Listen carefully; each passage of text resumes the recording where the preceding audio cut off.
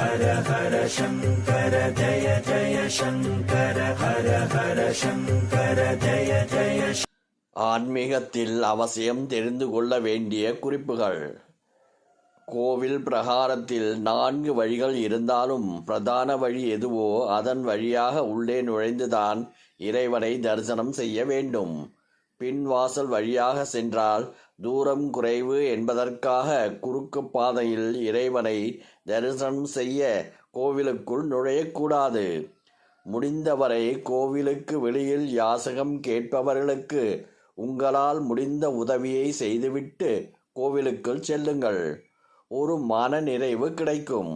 அந்த மன நிறைவே உங்கள் பிரார்த்தனையை நிறைவேற்றி வைக்கும். தினமும் குலதெய்வ நாமத்தை சொல்லி வீட்டில் விளக்கேற்றி வழிபாடு செய்பவர்களுடைய குடும்பத்திற்கு வரப்போகும் கஷ்டத்தை முன்கூட்டியே குலதெய்வம் கனவின் மூலமாக வலியுறுத்தும்.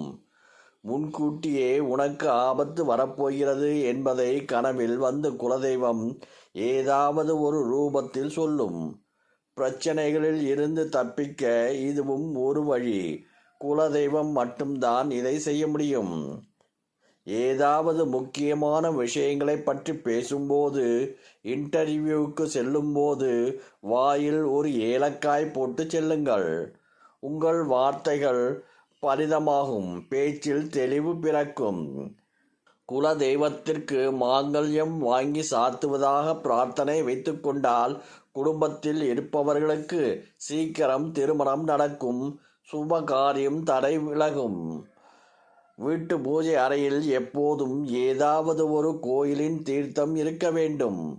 கங்கா தீர்த்தமாக இருந்தாலும் ராமேஸ்வர தீர்த்தமாக இருக்கலாம். திருச்செந்தூர் கடலில் தீர்த்தமாக இருக்கலாம்.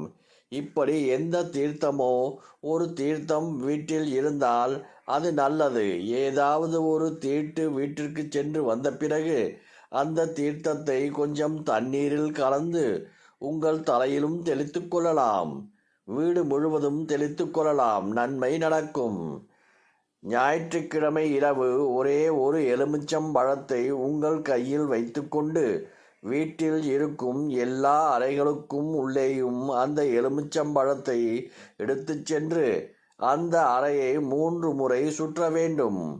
ஒரே எலுமிச்சம்பழம் போதும். வீடு முழுக்கவும் எல்லா இடத்திலும் இந்த ஒரே எலுமிச்சம்பழத்தை கொண்டு போய் இப்படி சுற்றிவிட்டு அந்த எலுமிச்சம்பழத்தை வெளியில் எடுத்து வந்து ஒரு அகல் விளக்கில் கற்பூரம் போட்டு கொளுத்தி அந்த நெருப்பில் அந்த எலுமிச்சம்பழத்தை போட்டு பொசுக்கி விடுங்கள்.